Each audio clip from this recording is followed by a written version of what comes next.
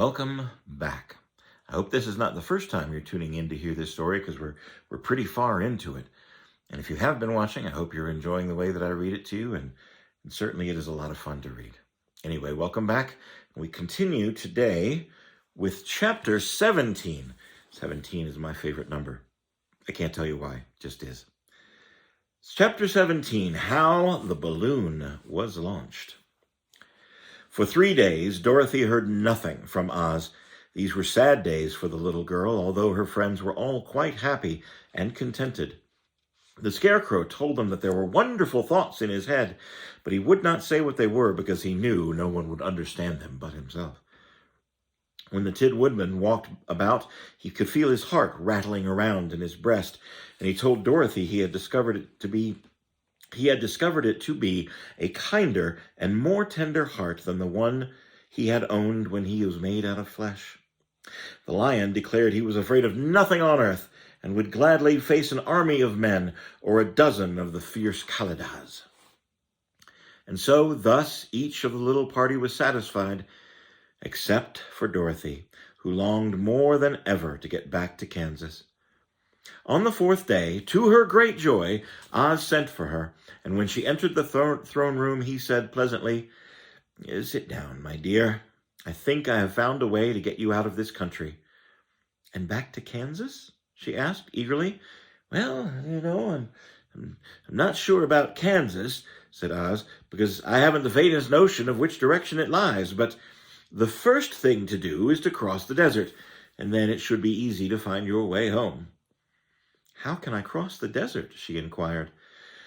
"Well, I'll tell you what I think," said the little man. "You see, when I came to this country, it was in a balloon. You also came here through the air, being carried by a cyclone. So I believe the best way to get across the desert will be through the air." Makes sense to me. Now, it's quite beyond my powers to make a cyclone, but I have been thinking the matter over, and I believe I can make a balloon. "How?" "A balloon," said Oz, "is made of silk, which is coated with glue to keep the gas inside. I have plenty of silk in the palace, so it should be no trouble at all for us to make the balloon. But in all the country, there is no gas to fill the balloon with and make it float." If it won't float," remarked Dorothy, "it's not going to be of any use to us." "Well, that's true," answered Oz, "but there is another way to make it float, and that is to fill it with hot air. Hot air isn't as good as gas, for if the air should get cold, the balloon would come down in the desert, and we should be lost." "We?" exclaimed the girl. "Are you going to go with me?" "Well, yeah, of course," said Oz. "I'm tired of being such a humbug. If I should go out of this palace, my people would soon discover I am not a wizard, and then they would be vexed at me for having deceived them. So I have to stay shut up in these rooms all day, and it gets tiresome. I'd much rather go back to Kansas with you and be in a circus again." "I shall be glad to have the company," said Dorothy. "Well, thank you," he answered. "Now, if you will help me sew the silk together, we will begin our work on the balloon." So Dorothy took a needle and thread, and as fast as Oz cut the strips of silk into the proper shape, the girls sewed them neatly together. First, there was a strip of light green silk, and then a strip of dark green and then a strip of emerald green, for Oz had a fancy to make the balloon in different shades of the color about them. It took 3 days to sew all of the strips together, but when it was finished, they had a big bag of green silk more than 20 feet long. Then Oz painted it on the inside with a coat of thin glue to make it airtight, after which he announced that the balloon was ready.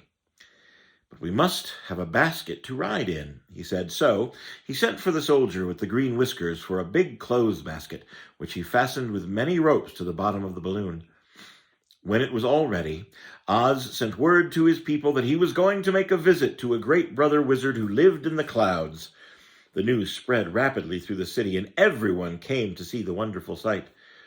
Oz ordered the balloon carried out in front of the palace, and the people gazed upon it with much curiosity.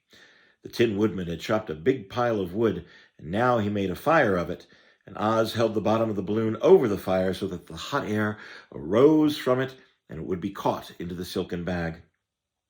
Gradually, the balloon swelled out and rose into the air until finally the basket just barely touched the ground. And then Oz got into the basket and said to all the people in a loud voice, "I am now going away to make a visit. When I am gone, the Scarecrow shall rule over you. I command you to obey him as you would obey me." He's pretty smart, you know. He's got some new brains. He's really thinking pretty well, so I think he'll make a good ruler. The balloon, by this time, was tugging hard at the rope that held it to the ground because the air within it was hot, and this made it so much lighter in weight than the air without that it pulled hard to rise into the sky. "Come on, Dorothy," cried the wizard. "Hurry up or the balloon will fly away." "I can't find Toto anywhere," replied Dorothy, who didn't wish to leave her little dog behind. Toto had run into the crowd to bark at a kitten, and Dorothy had at last found him. She picked him up and ran towards the balloon.